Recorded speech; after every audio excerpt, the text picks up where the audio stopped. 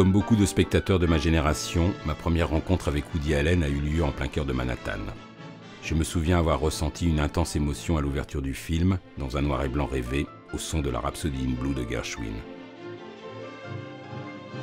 Et d'ailleurs, curieusement, beaucoup d'années plus tard, l'ouverture de Midnight in Paris, construite sur le même principe, avait ressuscité cette même émotion. Sauf que là, c'était un Paris un peu touristique, transcendé par le ô combien charmant « Si tu vois ma mère » de Sidney Bechet.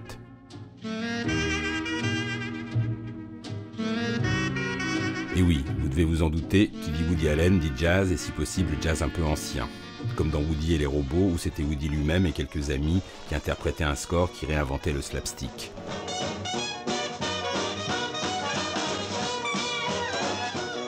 Bon, à part ça, il faut bien avouer que l'utilisation de la Moonlight Serenade de Glenn Miller sur les montgolfières de Stardust Memories avait un charme fou.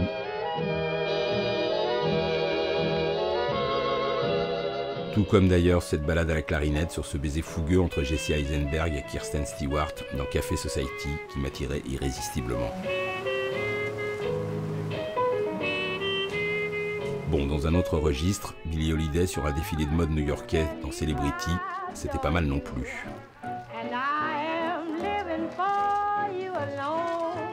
Mais rien ne dépassait ce moment parfait que je pourrais me repasser en boucle à l'infini, la voix de Louis Armstrong chantant Stardust sur le visage de Charlotte Rampling qui semblait me regarder. Si vous trouvez plus irrésistible, je suis preneur.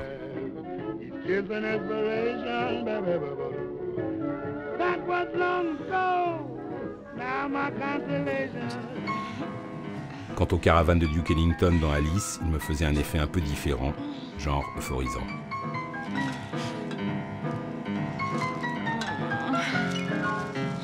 Tiens d'ailleurs, ça me faisait penser que le jungle jazz d'Ellington correspond pour Woody Allen à une certaine vision de l'enfer. Dans Harry dans tous ses états, au sens littéral du terme, mais aussi dans Meurtre mystérieux à Manhattan, et surtout dans son sketch de New York Stories, le complot de Deep à l'arrivée intempestive de sa mère.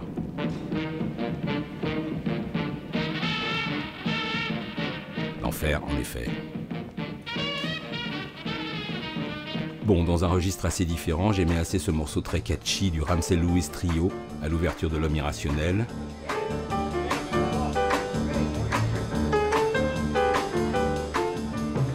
Mais aussi le Volare de Domenico Modugno survolant cette place romaine dans le trait mineur To Rome With Love.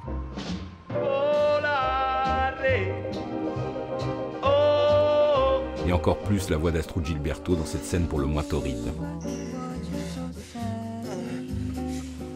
En parlant de musique brésilienne, j'étais loin de détester cette version endiablée du standard Tico Tico dans Radio Days.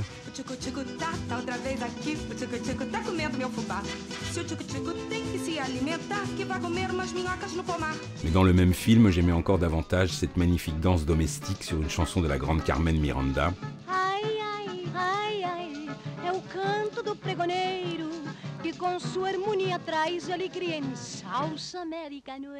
Et puis évidemment cette chanteuse en noir et blanc interprétant dans Stardust Memories l'insubmersible Brasil.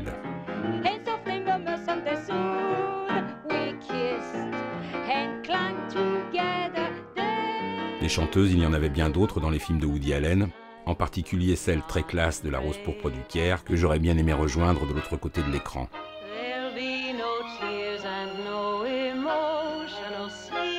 Mais en réalité, ce qu'il aimait surtout, Woody Allen, c'était faire chanter ses actrices, comme Mia Farrow en duo dans Radio Days,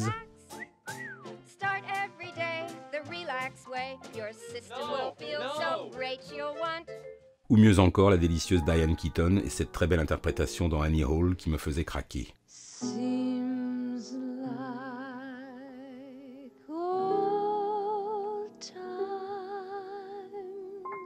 Même si elle chantait forcément moins bien que Diana Krall en club dans Anything Else, interprétant le sublime It Could Happen to You.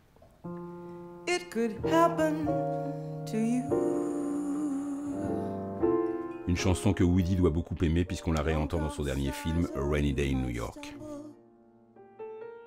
Dans le genre plaisir partagé, je ne boude pas, loin de là, cette apparition de Cole Porter interprétant sa propre chanson Let's Do It, Let's Fall in Love dans les salons littéraires du merveilleux Midnight in Paris.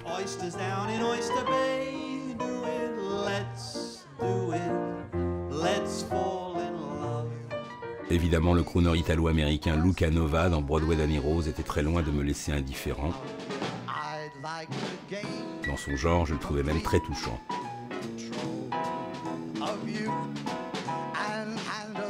Tout comme d'ailleurs le guitariste Emmett Ray, émule de Django Reinhardt, inventé par Woody Allen dans l'excellent Accords et désaccords, où j'admirais également cette performance à la scie musicale qui avait de quoi laisser bouche bée. Quant à cette virtuose du verre mouillé, elle me fascinait autant que son génial impresario Broadway Danny Rose.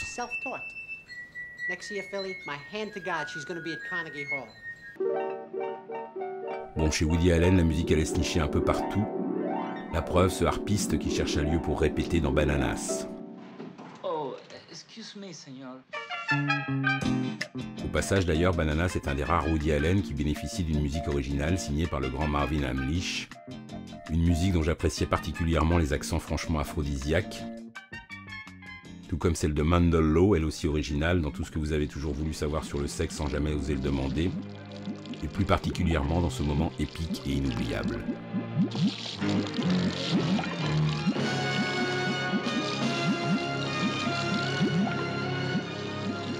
Dans un tout autre registre, beaucoup plus tard, Woody avait demandé à Philip Glass de signer la musique de son Rêve de Cassandre, un Woody Allen sombre et sous-estimé. Et cette rencontre inattendue produisait d'ailleurs un effet étrange.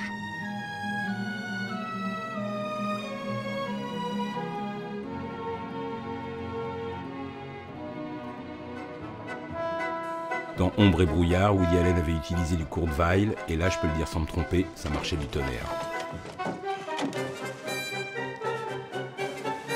Une autre preuve que Woody Allen n'aimait pas que le jazz, l'irruption du Sacre du Printemps au début de Magic in the Moonlight sur un numéro d'illusionniste époustouflant. Dans Guerre et Amour, c'était du Prokofiev. Probablement le seul point commun entre Eisenstein et Woody Allen. Et dans Scoop, du Tchaïkovski, plus précisément Le Lac des Cygnes, comme vous l'avez peut-être deviné. Dans Comédie érotique d'une nuit d'été, j'aimais particulièrement la manière dont Woody Allen avait calé du Mendelssohn sur cette ouverture champêtre, assez rare, il faut bien le dire, dans sa longue filmographie.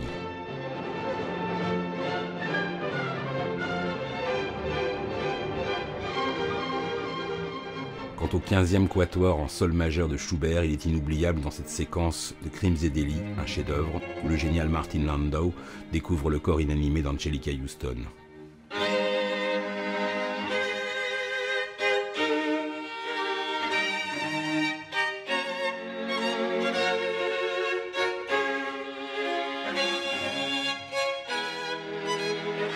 Je n'oublie pas non plus l'ouverture de la 5e de Beethoven comme autant de coups du destin frappés à la porte de Whatever Works.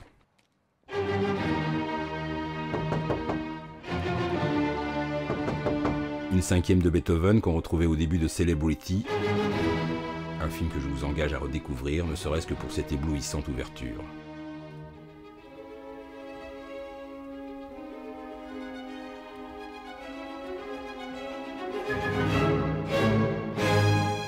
Bien sûr, comme vous et moi, Woody Allen adorait Jean-Sébastien Bach, et plus particulièrement ce concerto pour clavecin, particulièrement prisé par Michael Caine et sa camarade Barbara Hershey, en plein coup de foudre dans Anna et ses sœurs.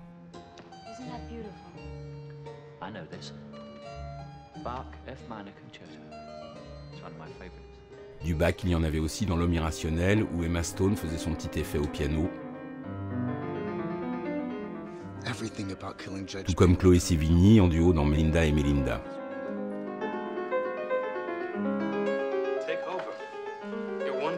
Mais tout ça ne valait pas cette version d'une suite pour violoncelle dans Escroc mais pas trop.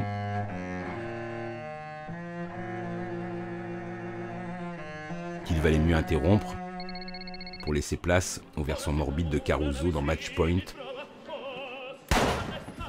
qui prouve que meurtre et opéra sont deux mots qui vont très bien ensemble.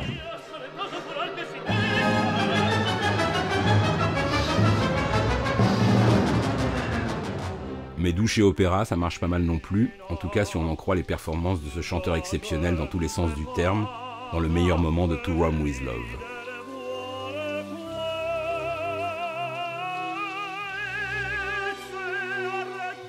Je ne sais pas pourquoi, mais ça me fait penser à la comédie musicale et plus particulièrement à Fred Astaire montant au ciel sur l'écran de La Rose pourpre du Caire sous les yeux tristes de Mia Farrow.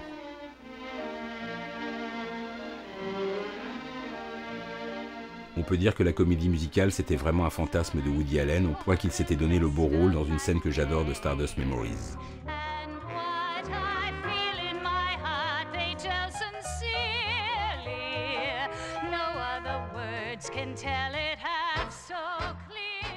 Je ne dédaignais pas pour autant ce numéro chinois de Coup de feu sur Broadway.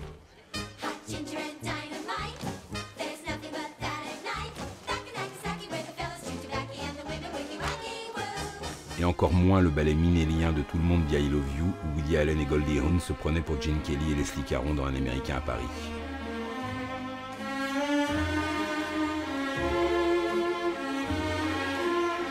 Mais chez Woody, il y avait aussi d'autres genres de danse, comme celle de Celebrity, où Charlize Theron électrise littéralement Kenneth Branagh. Bon, à sa place, vous auriez fait quoi?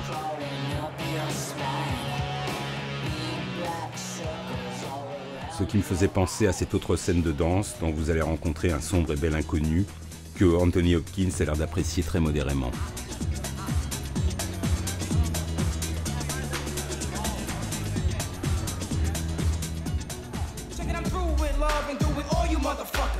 Et oui, dans Woody Allen, il y avait aussi du rap, comme dans Tout le monde dit I Love You, comme quoi.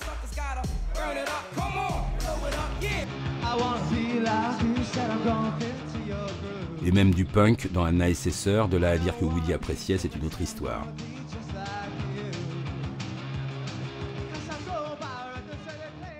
J'allais m'en aller sur la pointe des pieds, quand tout à coup je me suis souvenu qu'il y a bien longtemps, Woody Allen avait croisé les Loving Spoonful de John B. Sebastian dans l'improbable What's Up Tiger Lily, un détournement pré-situationniste d'un drôle de film japonais.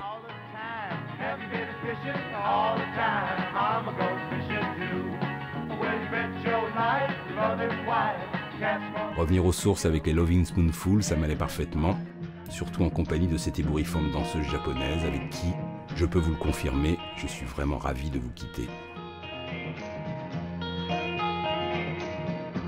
Let's get out of here. I'll get the check. Stick around. She's just getting warmed up.